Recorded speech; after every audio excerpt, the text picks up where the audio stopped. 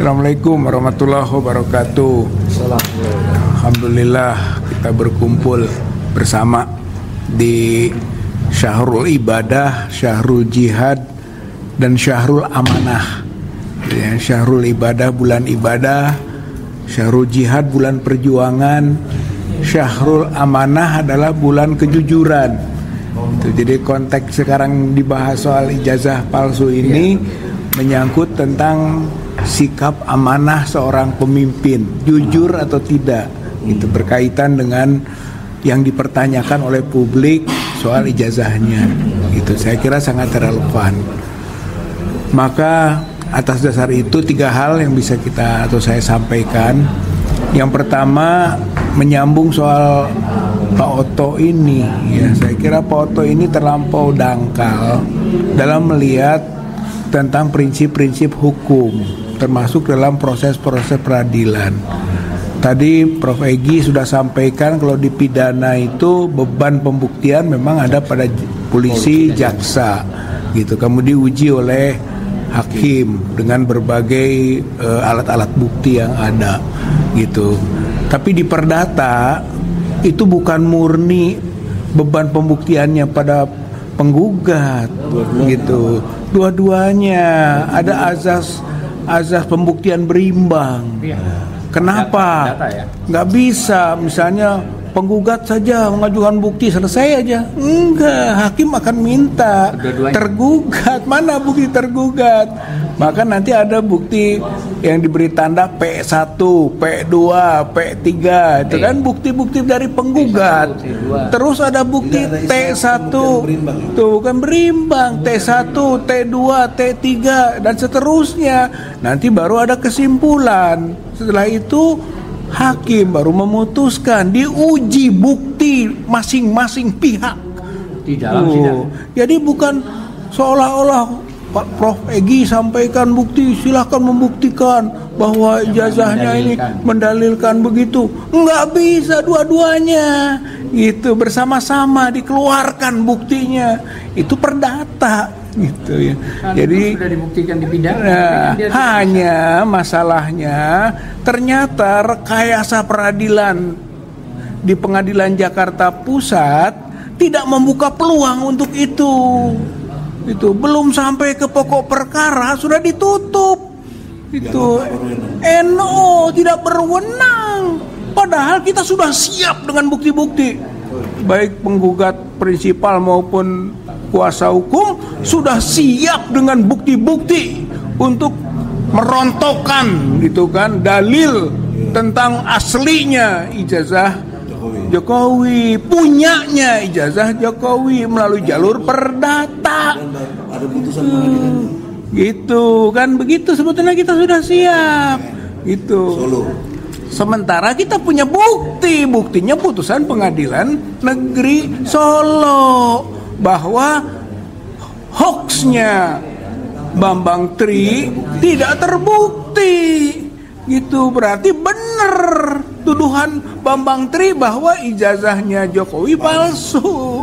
Itu punya kita bukti, bukan berarti tidak punya bukti. Nanti di proses pokok perkaranya akan diuji, gitu, kedua pihak. Jadi keliru Pak Oto, gitu, Prof. Oto, kalau menganggap bahwa beban hanya satu pihak. Gitu. Nah, di pasal 1866 itu kan KUH Perdata kan alat bukti 5 perdata ini, gitu kan. Ada akta, itu baik otentik maupun akta bawah tangan, ada surat juga, gitu kan. Kemudian ada saksi. Yang ketiga persangkaan, gitu. Itu yang ketiga alat bukti, presumptiones namanya. Ada 2, presumptiones faksi dan presumptiones juris, gitu, persangkaan undang-undang dan persangkaan fakta. Itu ada alat bukti persangkaan itu. Baru yang keempatnya itu pengakuan.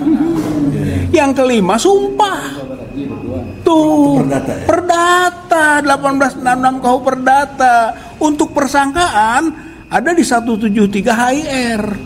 Gitu, spesifik. Berarti asumsi gitu kan, apa yang diungkap oleh Prof. Otto salah dalam teori pembuktian berbasis hukum gitu ya. Jadi nggak sesederhana itu. Jadi kalau pendapat Profesor salah bagaimana? Ya, artinya tolonglah didalami lagi gitu kan, terlampau dangkal argumen hukumnya gitu Pak, itu satu. Nah, sederhananya sebenarnya kita ingin sederhana kok, yaitu Jokowi tunjukkan saja aslinya, nggak usah pakai pengadilan tadinya. Case close, nggak ada pengadilan juga, nggak perlu, tunjukkan ke publik karena kita sedang menyampaikan aspirasi publik.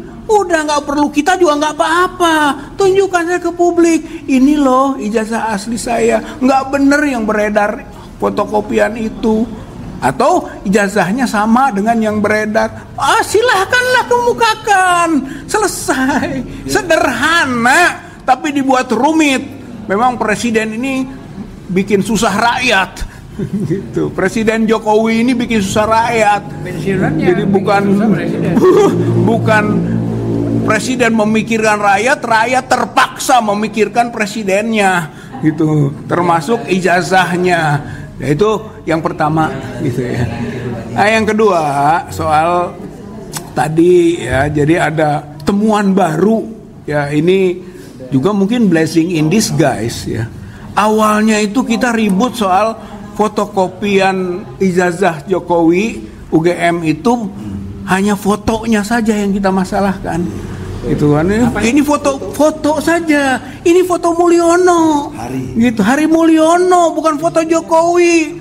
Semua orang sudah melihat begitu, makanya menjadi penasaran mana aslinya. Karena soal fotonya beda. Awalnya masih muda pun rambut udah tipis. Foto barengan Mega. Ya. Jadi sudah dimasalahkan foto. Sekarang muncul itu yang disebut Prof. Egy tadi. Muncul adanya temuan berdasarkan soal tulisan ijazah New Times Roman. Belum ada tahun 85. Baru ada 92. Windows belum ada, yang ada DOS. Begitu. Nah, dikritisi oleh Dr. Rismond Sianipar. Dia itu hostnya Balige Academy Channel. Gitu, UGM lagi. Gitu. Saya tahun 85 lulus. Sama. Masih ketik-ketikan. Jadi yang istimewa pakai komputer tuh. Jadi belum sampai ke yang betul disebut oleh Dr. Rismond tadi, bahwa belum ada New Times Roman atau Windows, belum ada. Makanya dia yakin ini palsu.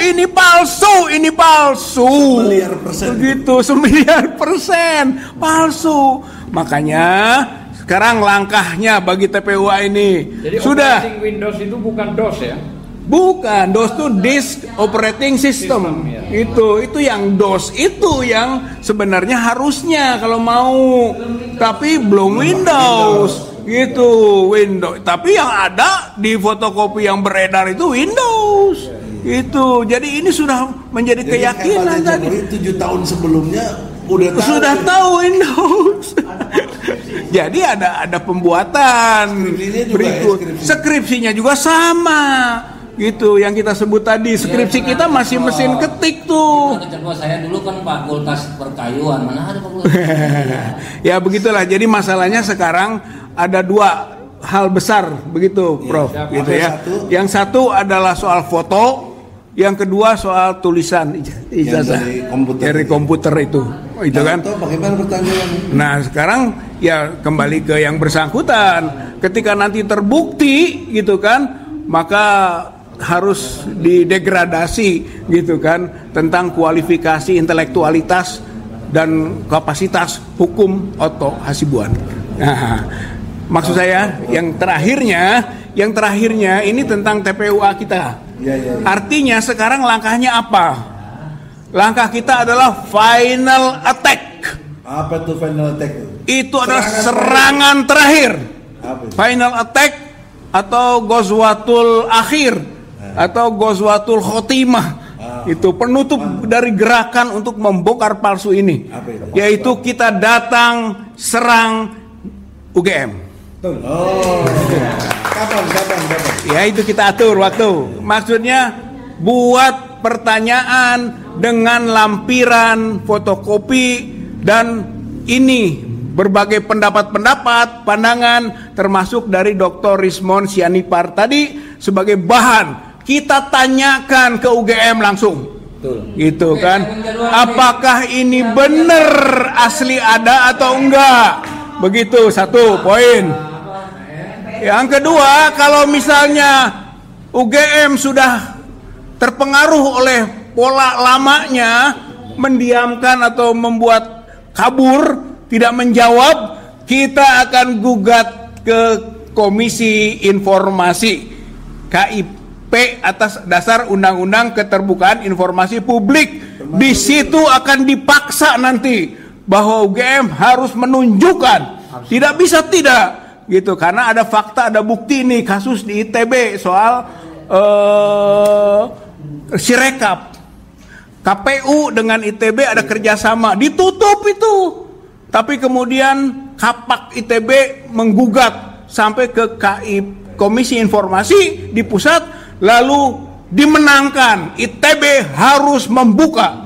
Begitu. Nah sekarang juga kita bisa masuk, UGM harus membuka tentang keadaan status ijazah Jokowi. Itu juga rektornya si Pratikno, zaman Pratikno itu kan yang membuat rekayasa. Kita menduga ini rekayasa itu dikerjakan oleh Pratikno sebagai menterinya Jokowi yang punya kepentingan besar untuk saling melindungi. Ini presumption faksi. Presumptiones faksi gitu. Ada presumptiones juris gitu. Jadi dua-duanya bisa kita buat prasangka. Prasangka itu alat bukti pokoknya. Itu yang penting. Jadi jangan salah-salah beranggapan, itu kan, ini konteks perdata. Jadi mudah-mudahan saja dengan upaya kita itu nanti ujungnya inilah final attack, selesai dengan serangan terakhir TPUA di UGM. Insya Allah. Terima kasih. Assalamualaikum warahmatullahi wabarakatuh.